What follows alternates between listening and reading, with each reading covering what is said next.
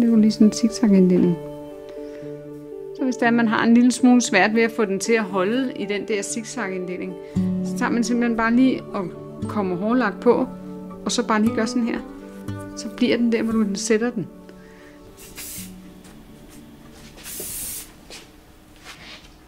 Mine kunder, de spænder lige fra de helt små 1-2-årige, der sidder i stolen, til dem på 90. Den skal blive lidt tyk lige der. Ved panden. Jeg klipper både mænd og damer og børn og farver også mænd.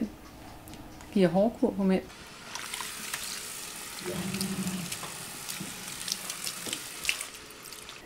Hvis man har lyst til at forkæle sig selv, så kan man komme ind, og man kan få en fuldstændig makeover af hår og massage. Man kan også træne i mit motionscenter.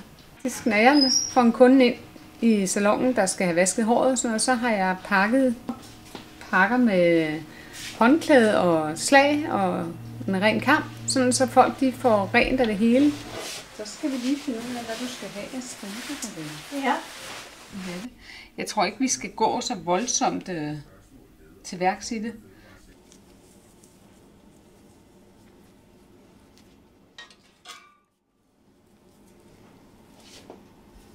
Så vi henter inspiration alle steder fra. Kig på mennesker, kig i blade, gå på kurser. Der er rigtig mange inspirationskilder.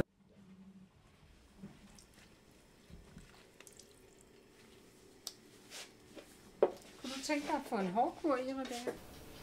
For mig handler frisørjobbet både om at lave hår, men også om meget andet. Der er rigtig meget psykisk i at være frisør. Der er mange, der bruger frisøren til at læse af på, og for mig er det vigtigt, at man tør sætte sig ned og spørge, hvordan har du det?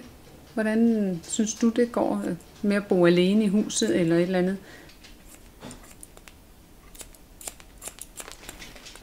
Jeg kunne godt tænke mig, at kunderne går ud herfra og føler, at de har fået en god oplevelse, og føler, at de har været i centrum i den der halvanden time, de har været her. Hvad siger du til det? Det er blevet rigtig pænt.